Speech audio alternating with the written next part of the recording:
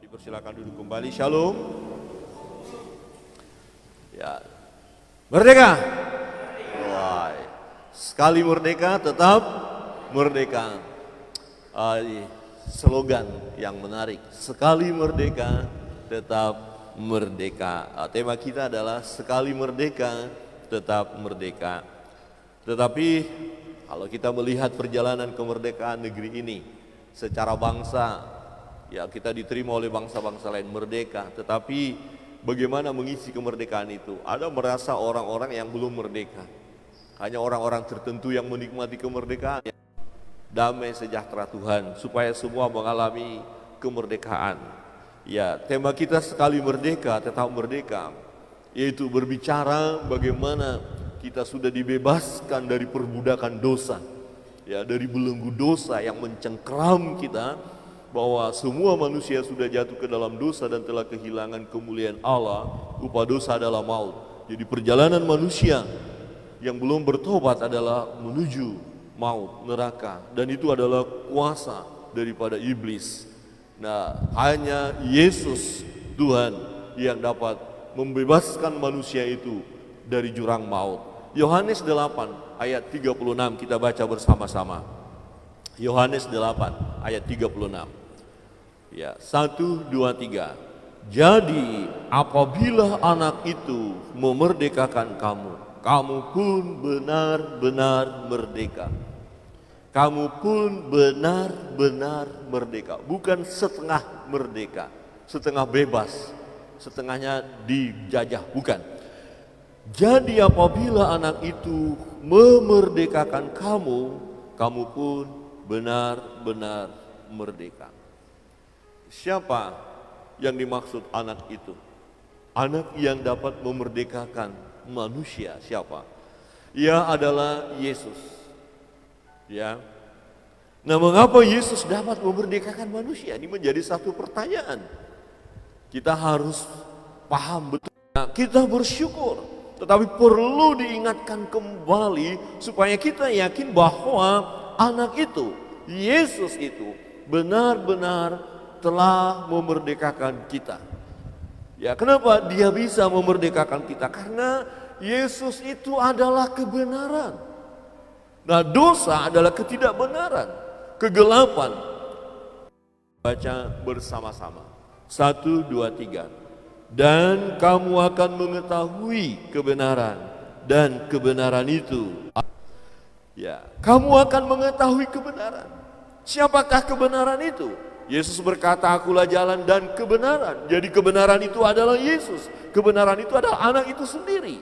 Kebenaran itu adalah terang itu. Maka ketika kita tahu siapa Yesus, siapa anak itu, kita tahu dia, kita terima dia, kita percaya bahwa dia adalah Tuhan.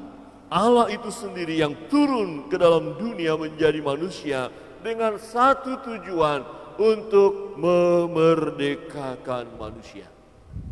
Maka manusia dimerdekakan dari budak dosa. Ingat ketika kita belum bertobat, ya, walaupun sudah Kristen tapi belum bertobat.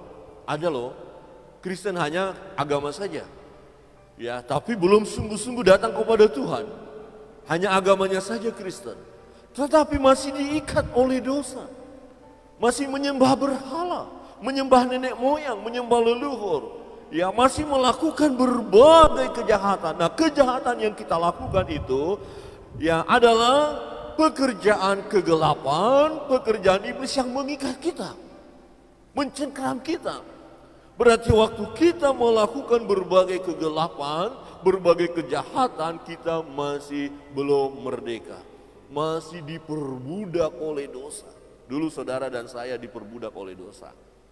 Ya, dulu ketika kita belum datang kepada Yesus, ketika kita tidak mau tahu tentang Allah, tentang Tuhan, ketika kita tidak menyembah Dia, ketika kita tidak beribadah kepada Dia, apa yang kita lakukan? Kita hidup secara dunia. Kita melampiaskan hawa nafsu kita. Kita meladeni kedagingan kita. Nah, orang-orang yang masih terbelenggu dengan dosa, maka lihat perbuatannya. Apa yang mereka lakukan? Mereka tidak bisa lepas dari ikatan kegelapan itu. Seakan-akan ada rantai iblis yang mengikat mereka, yang membelenggu mereka. Sehingga pikirannya jahat, perkataannya jahat, perbuatannya jahat. Dan apa yang mereka lakukan dalam kejahatan itu membawa mereka ke dalam jurang maut. Itu namanya masih diperbudak, dijajah, dibelenggu, dicengkram. Manusia tidak dapat membebaskan kita dari cengkraman itu. Usaha saudara dan usaha saya tidak bisa. Itu sebabnya anak yang datang itu, anak manusia, anak Allah itu, hanya anak yang dapat membebaskan. Jadi ketika kita tahu tentang Dia, percaya kepada Dia, kita merendahkan diri di hadapannya, kita terima Dia sebagai Tuhan dan Juru Selamat kita secara pribadi, maka kita dimerdekakan. Manusia dimerdekakan dari budak dosa. Saya yakin kita yang ada di dalam ruangan ini tidak diperbudak dosa lagi. Amin. Coba lihat kiri kanan dan sedikit lebih lembut berbicara kiri kanan. Kamu bukan budak dosa lagi. Amin. Amin. Tapi Pak Pendeta, kadang-kadang pikiran saya, kadang-kadang perkataan saya, ya itu proses. Saudara, Bapak Ibu tidak boleh di situ terus. Iblis memang mau supaya kita di situ. Tapi orang yang percaya kepada Yesus, hidupnya dibaharui dari hari ke hari. Ini yang sedang terjadi dalam hidup saudara dan saya.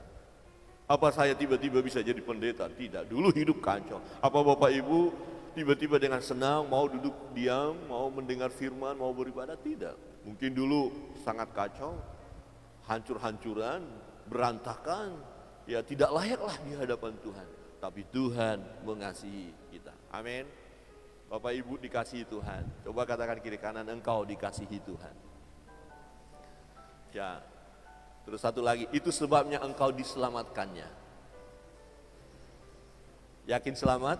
Yakin merdeka? Selamat itu merdeka ya, bebas. Ya, apalagi mungkin di antara kita ya bersyukur mungkin karena bayi, kakek, nenek, opung kita Kristen. Oh, kita jadi orang Kristen. Tapi sekali lagi itu tidak jaminan. Tapi paling tidak lebih dekat kita mengetahui kebenaran dibandingkan dengan saudara-saudara kita. Ya, ternyata oleh kasih Tuhan dulu mereka tidak mengenal sama sekali namanya Yesus, tetapi hari ini bisa bersama dengan kita. Itu adalah anugerah Tuhan. Amin. Yang latar belakang bukan Kristen, tetapi hari ini datang memuji Tuhan. Wah, luar biasa. Ini pekerjaan Tuhan. Inilah kasih Allah itu. Kita melihat di dalam ayat 33. Kita baca bersama-sama. 1, 2, 3. Jawab mereka, kami adalah keturunan Abraham dan tidak pernah menjadi hamba siapapun. Bagaimana engkau dapat berkata kamu akan merdeka? Nah, ini orang-orang Yahudi merasa diri benar. Boleh dikatakan seperti ya saya yang nenek, opung, bapak, ibu sudah Kristen. Merasa diri sudah benar, kami sudah Kristen. Dalam kandungan sudah Kristen. Ya, kami tidak perlu lagi tentang anak itu, tentang Yesus. Apa itu terima Yesus? Kami sudah dari sono udah jadi Kristen. Tetapi apa kata Yesus kepada orang-orang Israel ini yang merasa diri sangat dikasihi oleh Allah ini? Memang mereka dikasihi Allah, tetapi dalam hidup mereka jauh dari Allah. Mereka menolak Yesus. Sebagian besar boleh dikatakan. Ayat 34. 1, 2, 3. Kata Yesus kepada mereka, aku berkata kepadamu, sesungguhnya setiap orang yang berbuat dosa adalah hamba dosa. Sedikit berbisik kiri kanan dan katakan, ternyata hamba dosa. Saudara mulai kacau pikirannya, awas, hati-hati. Jangan jadi hamba dosa. Saudara mau mengingini punya orang lain, nanti kita selesaikan, awas, hamba dosa. Saudara mulai tipu sana tipu sini, awas, awas. Saudara mulai bohong, suami mulai bohong istri, awas, awas. Istri bohong suami, awas, awas. Lihat kiri kanan dan katakan awas, awas. Ayo, awas. Halo, awas. Awas apa Pak? Dosa mengintip. Tapi kita bukan hamba dosa, ini yang menarik. Berarti dosa itu ketika dia menggoda saudara dan saya, kita bisa singkirkan. Dalam nama Yesus. Karena kita sudah dimerdekakan dan hanya di dalam nama Yesus. Hanya kuasa Tuhan yang menolong kita benar-benar merdeka. Nah, bagaimana kita melihat ada orang Kristen, tetapi kehidupannya masih kehidupan yang lama, setengah merdeka. Merasa diri merdeka. Orang-orang Israel merasa diri merdeka, merasa diri keturunan Abraham, dan mereka berkata, bagaimana engkau dapat berkata kamu akan merdeka? Yesus berkata, anak akan memerdekakan kamu. Kemudian mereka berkata, ngapain kami keturunan Abraham? Kami umat yang dikasihi Allah. Kami sudah merdeka. Nanti dulu. Memang kita lihat pada akhirnya mereka menolak Yesus. Tidak semua, ada juga yang akhirnya percaya kepada Yesus. Jadi merdeka, benar-benar merdeka yang dimaksud di sini, di mana Allah ya datang ke dalam dunia yang kita kenal dengan nama Yesus itu, yang disebut anak itu, anak Allah, anak manusia, sebutan bagi Yesus. Dia datang untuk membebaskan manusia itu dari belenggu dosa, dari cengkraman dosa. Dan mereka yang percaya kepada Yesus, itulah yang mengalami kemerdekaan. Saudara sudah merdeka? Setengah merdeka? Hampir merdeka? Harus merdeka. Kita tidak sempurna, Bapak Ibu. Berarti benar-benar merdeka ya secara kehidupan kita, hubungan kita dengan Allah, di mana kita manusia yang sudah jatuh dalam dosa. Perbuatan-perbuatan dosa itu masih menggoda kita. Perbuatan-perbuatan lama itu masih menggoda Bapak Ibu. Nah, benar-benar merdeka artinya perlu kita berjuang. Jangan biarkan diri kita dikuasai oleh dosa lagi. Firman Tuhan katakan, jangan serahkan tubuhmu menjadi alat untuk melakukan dosa, tapi serahkanlah tubuhmu untuk kemuliaan Tuhan, untuk dipakai sebagai alat untuk hormat dan kemuliaan nama Tuhan. Jadi waktu kita digoda, masih bisa tergoda, masih bisa jatuh, tapi tidak sampai tergeletak, tidak sampai hancur. Kemudian kita sadar, wah, kenapa dosa ini mau menguasai saya? Kerugian besar bagi saya kalau saya masih dikuasai dosa. Karena itu kita akan kehilangan berkat daripada Allah kalau kita melayani dosa. Maka kita harus dengan berani berkata, hanya engkau segala penggoda-penggoda yang mau menghancurkan hidupku. Amin. Amin. Anak memerdekakan. Jika anak itu memerdekakan kamu, kamu benar-benar merdeka. Kebenaran yang pertama akan kita lihat bahwa anak itu berasal dari Bapa. Mengapa dia bisa memerdekakan kita?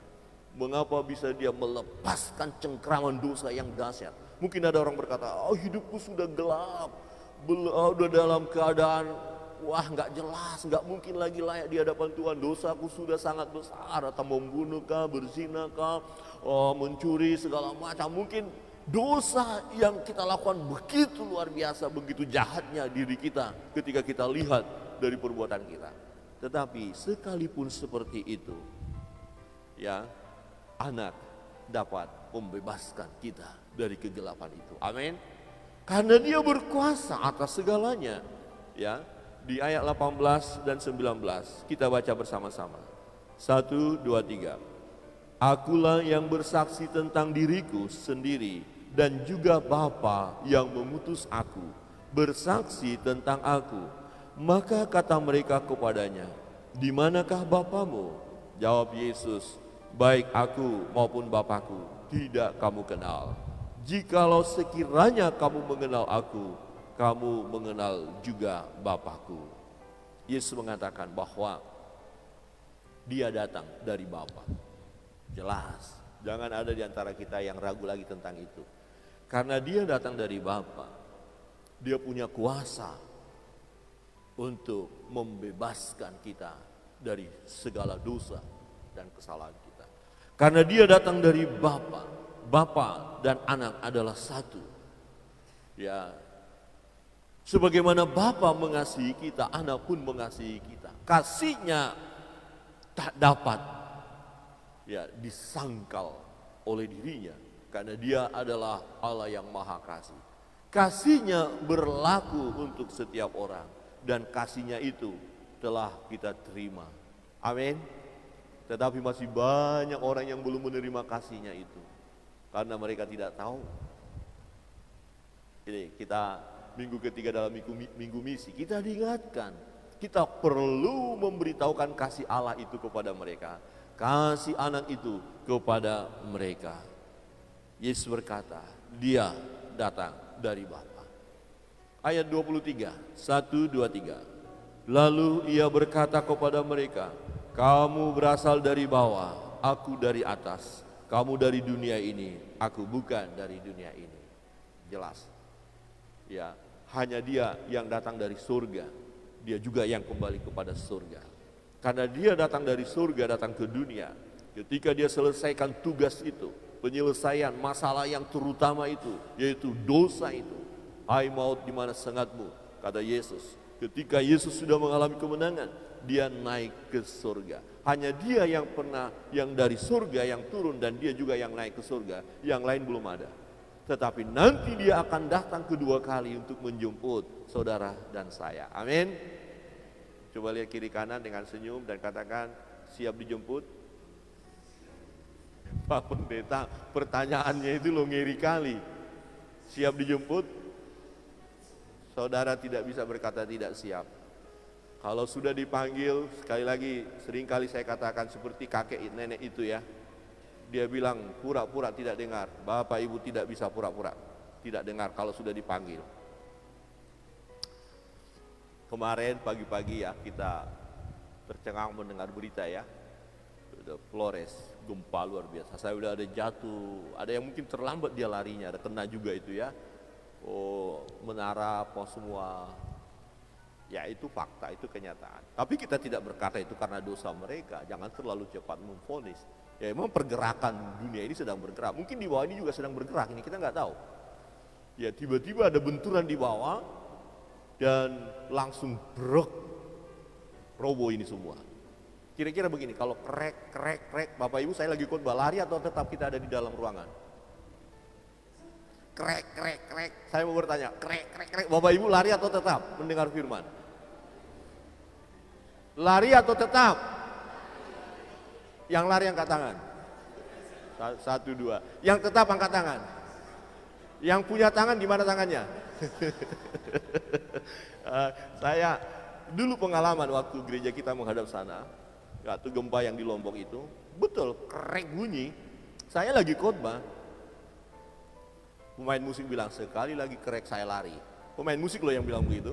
Jemaat masih dengar apa Pak Pendeta bilang kita lari atau tidak ya. Saya juga berpikir, saya bilang lari atau tidak ya. Tapi saya lagi khotbah. Saya bilang lari, nanti mereka bilang, Pak Pendeta imanmu di mana? Salah juga. Tapi kalau saya nggak bilang lari, tiba-tiba roboh betul, Pak Pendeta tidak berhikmat, membunuh jemaatnya. Sudah tahu goyang begitu, kenapa nggak lari? BODOH itu katanya.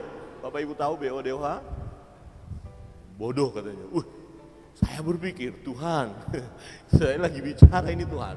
Dia bilang, jangan ada yang lari. Itu dengar saja. Kalau Bapak Ibu mati, saya juga mati. Karena kita ada di dalam. Berarti kita sama-sama mati. Dan untuk itu kita siap mati. Ada amin? Amin. Saya ragu. Amin. Saudara nggak mikir anak cucu. Ya, yang pemuda-pemuda yang baru pacaran, baru jatuh cinta, belum menikah. Anak-anak yang butuh sekolah, anak-anak masih di rumah, terus gimana? Terlalu banyak pikiran-pikiran ya. Tapi kalau sudah tiba waktunya, saudara tidak sempat berpikir. Lebih baik satu doa saja. Seperti Petrus ketika dia berjalan di atas air, dan itu kan dia minta, suruh aku berjalan, ya silakan. Dia berjalan, tiba-tiba dia merasa ada angin dingin dan tenggelam. Gak ada dosa paat. Tuhan tolong aku, hanya itu. Gak ada yang lain, gak bisa. Terlalu panjang nanti masuk air, mati. Saudara ketika keadaan genting gak usah banyak-banyak. Satu doa, Tuhan kuserahkan hidupku, nyawaku kepadamu. Amin. Tutup mata, selesai. Betul? Sama seperti ada kesaksian jemaat yang naik pesawat, turbulensi, udah semua udah teriak. Dia tidak teriak. Ya dia hanya nggak sempat berdoa syafaat. Dia bilang, kuserahkan nyawaku kepadamu Tuhan. Amin. Dia tutup mata. Karena apapun yang terjadi, bagaimana mau lompat? Lompat kemana di atas?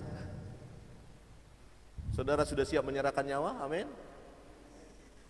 Coba kita bersama-sama berkata, Tuhan kuserahkan nyawaku kepadamu. 1, 2, 3. Tuhan kuserahkan nyawaku kepadamu. Oh tenang kan? Gak mikir biaya kontrak, kredit motor, kredit mobil. Kan sudah selesai. Tapi jika belum selesai, Rasul Paulus katakan apa? Kematian itu keuntungan bersama dengan Yesus. Tapi kalau masih hidup, menghasilkan buah. Hidup harus berguna. Hidup ini harus berguna untuk kemuliaan nama Tuhan. Ada amin? Ya. Kita tidak tahu kapan waktunya. Tetapi masalah dosa sudah terselesaikan. Di ayat 24 kita baca bersama-sama. 1, 2, 3. Karena itu tadi aku berkata kepadamu bahwa kamu akan mati dalam dosamu. Sebab jikalau kamu tidak percaya bahwa akulah dia, kamu akan mati dalam dosa. Ini yang mengerikan. Kalau orang mati dalam dosanya sudah neraka. Orang hidup tidak bisa mendoakan orang yang sudah mati supaya masuk surga. Enggak bisa. Ya ada firman Tuhan katakan. Orang yang lagi dia di dunia pesta pora, senang, kaya, meninggal. Orang yang miskin, yang menderita itu meninggal, masuk di pangkuan Abraham. Tapi orang kaya itu, dia mati dan masuk apa? Alam maut, dia siksaan. Kemudian dia berkata, tolong masih ada saudara saya di bumi. Supaya dari sini ke sana bisa beritahu. Tuhan bilang, Bapak Abraham bilang nggak bisa. Sudah ada pada mereka kitab suci. Masalahnya percaya atau tidak. Sudah ada orang yang berkhotbah menyampaikan Injil, percaya atau tidak. Sudah ada para penginjil, para misionaris, sudah ada jemaat Sinam sudah berbicara kok kepada mereka. Bapak Ibu kan berbicara kan kepada setiap orang yang ketemu tentang keselamatan kan? Amin. Sudah dipakai. Jadi nggak perlu lagi orang dari dunia ini pindah ke dalam dunia sana, nggak bisa, sudah terpisah. Jadi kita bersyukur bahwa kita benar-benar merdeka karena kita percaya kepada Dia. Amin. Ya jelas. Sebab jikalau kamu tidak percaya bahwa aku Dia, kamu akan mati dalam dosa. Kita bersyukur Bapak Ibu. Anak itulah yaitu Yesus yang membuat kita benar-benar merdeka. Ayat 29. 1, 2, 3. Dan Ia yang telah mengutus aku, Ia menyertai aku. Ia tidak membiarkan aku sendiri, sebab aku senantiasa berbuat apa yang berkenan kepadanya. Ayat 30, 1, 2, 3. Setelah Yesus mengatakan semuanya itu, banyak orang percaya kepadanya. Ini yang menarik. Jadi anak itu akan memerdekakan semua manusia yang percaya kepadanya. Dia beritahu jalan itu. Dialah jalan itu. Dialah yang diutus Bapa. Dialah kebenaran itu. Masalahnya mau terima enggak, mau datang enggak kepada Dia atau tetap menolak. Ada beberapa di antara mereka yang menolak. Bahkan dalam konteks pembacaan kita nanti Bapak Ibu baca, dia dituduh ya bahwa dia melakukan semua itu oleh karena Yesus melakukan perbuatan-perbuatan itu dari kuasa gelap. Aneh. Ya. Mereka menuduh Yesus melakukan kuasa-kuasa gelap. Kemudian Yesus menegur mereka. Kebenaran yang kedua, Bapak Ibu Saudara terkasih dalam Tuhan. Anak datang tidak untuk menghukum, melainkan untuk menyelamatkan.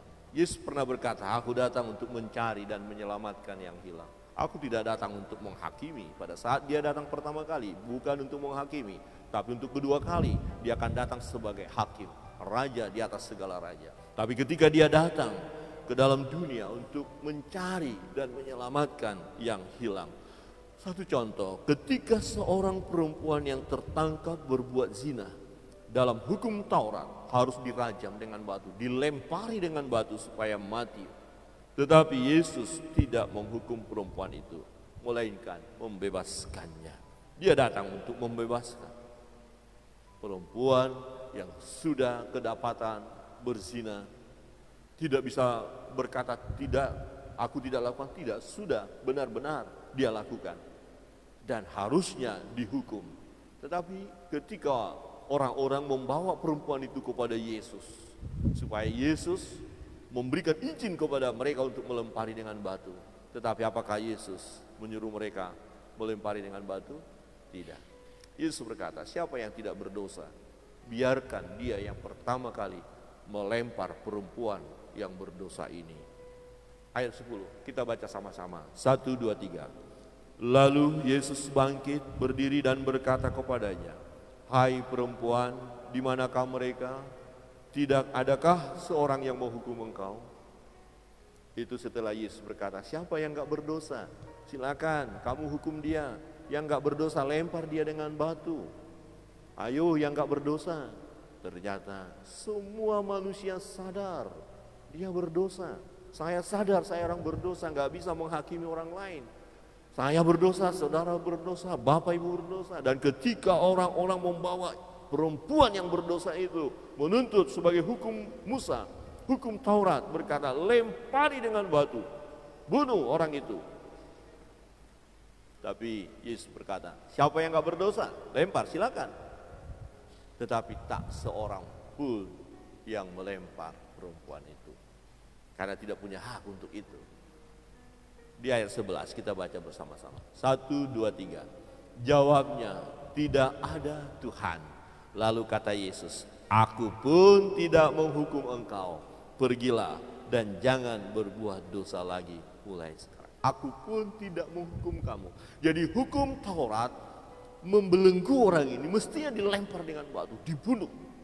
Tak seorang pun yang bisa membebaskannya. Tetapi Yesus mampu membebaskannya. Yesus melepaskan perempuan ini dari kematian.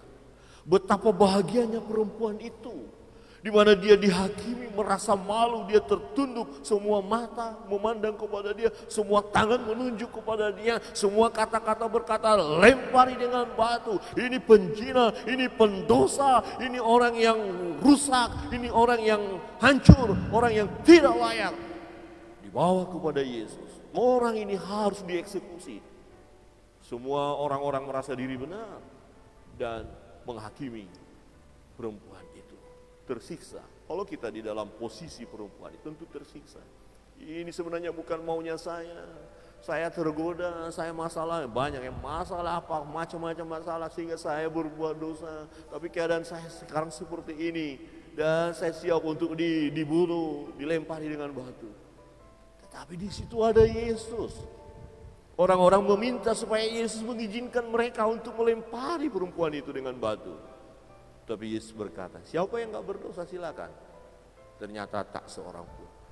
Saudara bisa mengerti, orang yang akan mati, dia mulai lempar satu, lempar batu, mulai sakit-sakit dan tersiksa. Seharusnya itu yang terjadi dan dia akan bayangkan itu, dia mengalami tekanan yang luar biasa. Tetapi ketika Yesus bertanya, ada yang melempar? Dia bilang tidak ada. Dan lalu kata Yesus, aku pun tidak menghukum engkau. Betapa bahagianya perempuan ini, betapa dia bersuka cita. Aku bebas, aku merdeka, benar-benar merdeka. Karena Yesus yang berkata, aku pun tidak menghukum engkau. Engkau bebas. Memang ada peringatan, jangan berbuat dosa lagi. Tetapi setidaknya langkah awal bahwa dia benar-benar mengalami kemerdekaan. Posisi perempuan itu, itulah posisi kita sebelum datang kepada Yesus. Itulah posisi kita ketika kita dibelenggu dosa. Itulah posisi kita ketika kita masih berbuat berbagai kejahatan. Semestinya kita akan mati, kita akan dihukum, kita akan dirajam, kita akan mengalami siksaan yang abadi itu. Tetapi Yesus melihat kita, Yesus tahu, Yesus ada, dan ketika dia datang, bebaskan saudara, dia bebaskan saya, dan kita berkata, benar-benar saya merdeka. Karena Yesus yang berkata seperti itu. Memang orang-orang lain, orang-orang Farisi menuduh, siapa ini? Kenapa dia bisa memerdekakan orang? Kenapa dia bisa mengampuni dosa? Hanya Allah yang bisa mengampuni dosa. Dengan perbuatan di mana Yesus mengampuni dosa orang-orang itu. Nah, di situ sebenarnya Yesus telah menunjukkan dirinya bahwa dialah Allah yang menyelesaikan dosa manusia. Anak manusia, ya, mengampuni dosa manusia itu. Dia berkuasa untuk itu. Kita bersyukur. Seharusnya kita seperti perempuan yang dapat berzina itu akan dilempari dengan batu. Tetapi hadirnya Yesus memberikan kemerdekaan kepada kita. Amin. Saudara sudah merdeka, benar-benar merdeka oleh karena Yesus Tuhan kita. Ayat 12 kita baca bersama-sama. 1, 2, 3. Maka Yesus berkata pula kepada orang banyak, katanya, akulah terang dunia. Barang siapa mengikut aku, ia tidak akan berjalan dalam kegelapan, melainkan ia akan mempunyai terang hidup. Jadi kita yang sudah percaya benar-benar merdeka, kegelapan mungkin akan datang juga menggoda, tapi kegelapan itu tidak berkuasa atas kita karena terang yang daripada Yesus ada pada kita, karena kita bersama-sama dengan terang itu. Manakala saudara menghindar dari terang itu, jauh dari terang itu, maka kegelapanlah akan yang menerpa hidup Bapak Ibu Saudara dan saya. Untuk itu jangan jauh dari terang, menempellah dengan terang itu. Dengan terang itu, yaitu Yesus, bersama Yesus kita berjalan dalam terang. Ketika kegelapan datang mulai menyerang kita, kegelapan akan menyingkir. Karena terang itu, hadirnya terang menyingkirkan kegelapan. Hanya terang itu yang benar-benar memerdekakan kita. Amin. Ya, coba lihat kiri kanan dan katakan, hidup selalu dalam terang ya. Kalau kegelapan datang, apa yang kita lakukan? Singkirkan kegelapan itu dengan terang. Hanya dengan terang saja, maka kegelapan akan tersingkir. Kebenaran yang ketiga, Bapak Ibu Saudara yang terkasih dalam Tuhan, manusia telah dibelenggu oleh iblis dan hanya Yesus yang dapat menyelamatkan manusia dari jerat iblis. Hanya Yesus. Iblis itu punya kuasa, tapi tidak maha kuasa. Ya, maka ada kesaksian ya, orang-orang yang sudah pernah terikat dengan kuasa gelap tidak mudah dia lepas karena iblis menuntut. Ada ya harga yang harus dibayar. Apalagi kita sempat menggunakan ya, atau menikmati berkat-berkat yang dari iblis. Wah, iblis itu menuntut. Ada tumbal, ya ada kurban yang dia ambil. Dan kekuatan kita tidak bisa kalau sudah sempat terlibat di dalam kuasa kegelapan itu. Tetapi Yesus sanggup membebaskan kita dari ikatan iblis yang dahsyat itu. Amin. Jangan kita beri diri kita diikat oleh iblis lagi, tapi beri diri kita kepada Yesus, kepada Tuhan yang berkuasa menyelamatkan kita, berkuasa membebaskan kita. Di ayat 44 kita lihat bersama-sama. 1, 2, 3. Iblislah yang menjadi bapamu dan kamu ingin melakukan keinginan-keinginan bapamu. Ia adalah pembunuh manusia sejak semula dan tidak hidup dalam kebenaran, sebab di dalam dia tidak ada kebenaran. Apabila ia berkata dusta, ia berkata atas kehendaknya sendiri, sebab ia adalah pendusta dan bapa segala dusta. Ini kehidupan manusia yang sudah terbelenggu dengan kuasa gelap. Dia hanya berbohong, berdusta, hanya akan membunuh. Pura-pura baik, pura-pura memberi berkat, pura-pura memberi tenaga. Ada orang supaya dia kuat diberi tenaga. Oh, tahan banting, tahan tikam, tahan. Oh, dia kasih. Tapi ingat, secara manusia kita bisa hebat saya, gagah. Coba tembak aja, saya tidak mempan. Itu bisa terjadi. Lihat, sekali saya bentak orang itu akan roboh. Wah, sekali saya bikin usahakan berkat mengalir, tapi bukan dari Tuhan. Hati-hati. Ya, iblis berbohong, mendustai kita. Akhirnya nanti kita akan direbut dan dikuasai, kemudian disiksa. Ada tumbal. Wah, luar biasa. Kenapa kita mau memberi diri kepada kuasa kegelapan? Tapi kalau sudah pernah terikat, ya hanya Yesus yang sanggup membebaskan. Yesus sanggup melepaskannya. Dan bukti sangat banyak.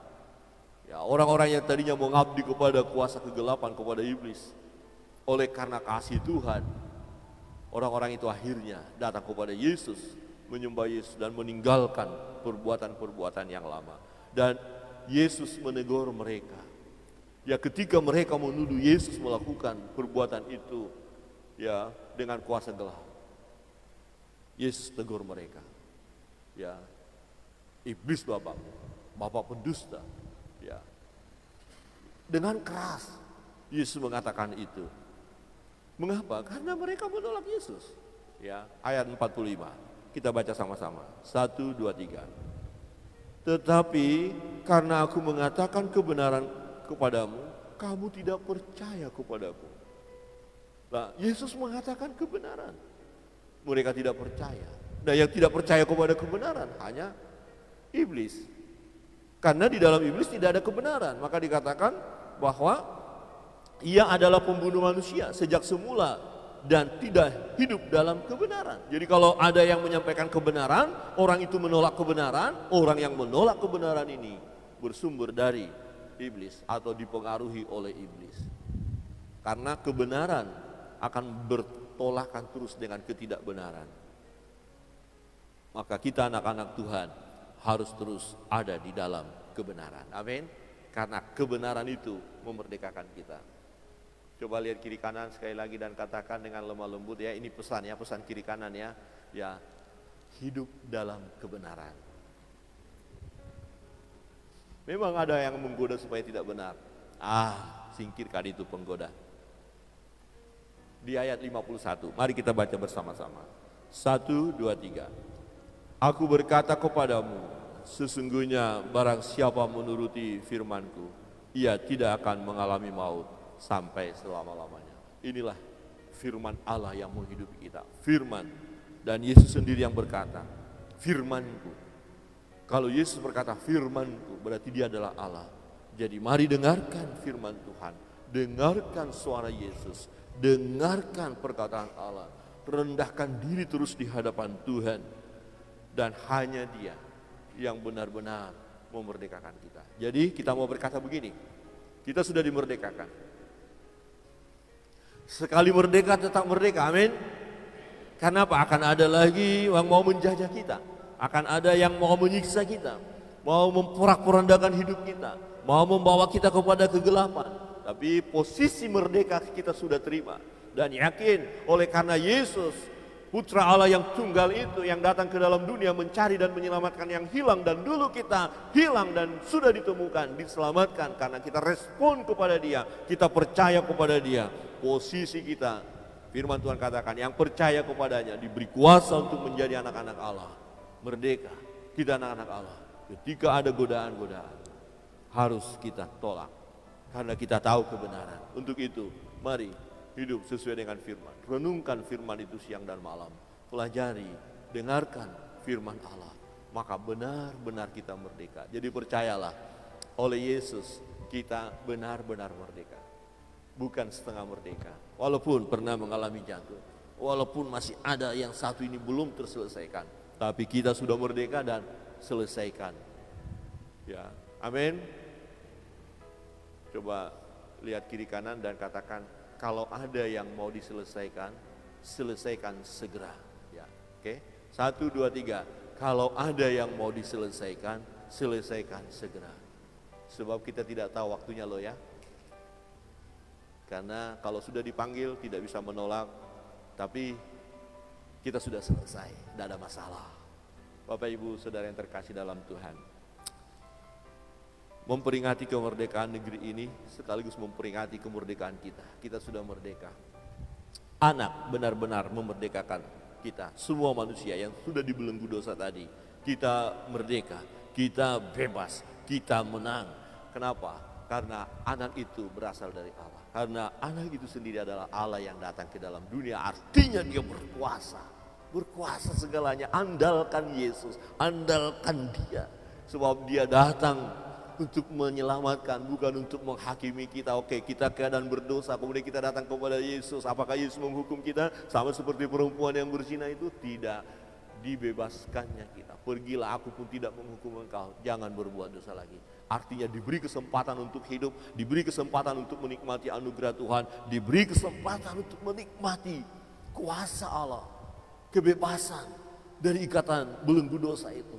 Diberi kesempatan kepada kita menikmati kemenangan demi kemenangan di dalam Kristus. Dan kebenaran yang ketiga, manusia yang telah dibelenggu oleh iblis, hanya Yesus yang dapat menyelamatkannya, melepaskan kita dari jerat iblis, yaitu kita yang percaya kepadanya. Kita tunduk kepala, berdiam diri sejenak. Adakah kita sungguh-sungguh mengalami kemerdekaan? Bapak Ibu, dengan sikap doa, jika ada perbuatan-perbuatan yang lama menggoda, mau mengikat kita, dan itu adalah pekerjaan iblis, kegelapan, kita bukan lagi budak dosa. Dosa tidak berkuasa atas kita, dan kita tolak itu. Tunduklah kepada Allah, lawanlah iblis, maka ia akan lari daripadamu. Itulah kebenaran firman Allah. Jadi di dalam Kristus kita benar-benar merdeka. Hanya Anak yang memerdekakan kita.